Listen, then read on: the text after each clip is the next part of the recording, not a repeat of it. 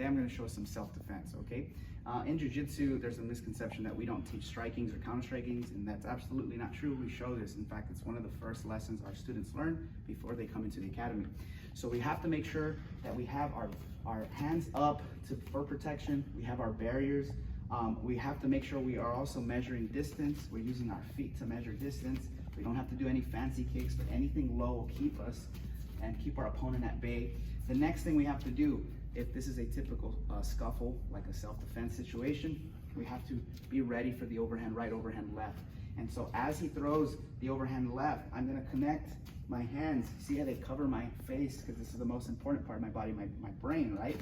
I connect and I grab the biceps, connect my ear to his chest, okay? Then I'm gonna cup his shoulder. Now I have control of him. If there's a wall, I could run him into the wall, right? And use my pressure. If this is MMA, of course, you have the cage. If it's not, it's self-defense, and I don't have anything, then I can run him through, take him down. From here, I'm gonna step through and connect my hip to his hip. Not like this, and not like this. My hip needs to be connected to his hip. My feet are close to his feet, and now I'm gonna elevate him. See? Look at how I use leverage here. I'm not using any strength. It's all leverage. It's my hip against his hip. From here, I'm gonna turn and hip toss, and I'm gonna hold him up because now I'm able to hold, look at my peripheral vision, make sure no one's gonna jump me. I can connect the gift wrap, use my knee against his rib cage. I can go get help. I can close a position. I don't like in this point to go for submission because I wanna make sure that I'm controlling the situation here. And I wanna make sure that I handle the situation as safe as possible, okay? Of course, number one is avoid the fight. Number two is run. Number three is if you're in a position where you can't do either of those options, then you have to engage, then you do this position. So one more time, my hands are up. I'm here to just slow down traffic, guys. I do not want to engage here. Once I engage here, I'm open. So I want to stay here. I want to use my legs at the kneecaps just to create some distance. And as I'm creating distance, I'm covering. And as he throws that overhand, I'm stepping in. This allows me to block the punch, circle to the outside, cup the shoulder. The reason I cup the shoulder, it's better than cupping the hip because if I have weak shoulders, I'm gonna be out of range of motion. So I cup the shoulder, I step through, connect my hip to his hip, elevate him. He does a nice easy break fall. Of course, in the streets, there is no guy who does break falls because if they're fighting, most likely they don't train. Use my knee on his rib cage.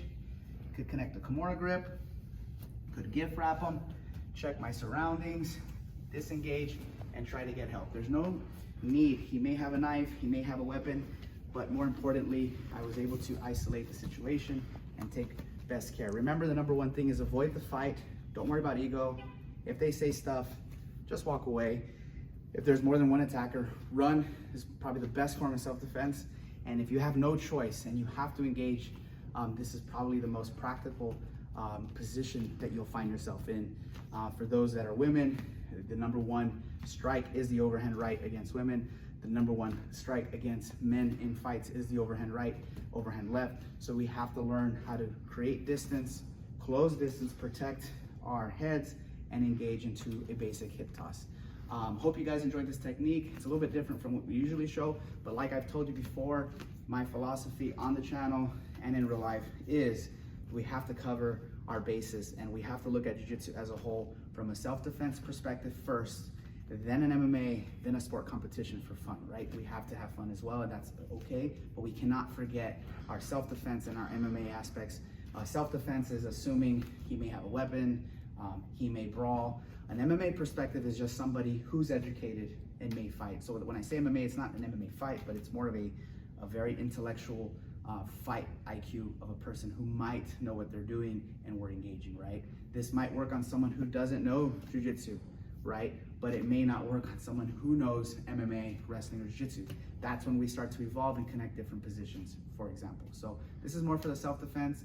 Like I said, I hope you guys enjoy. If you have any questions, please leave them in the comment section. And as always, keep training, and I hope to see you on the mat soon.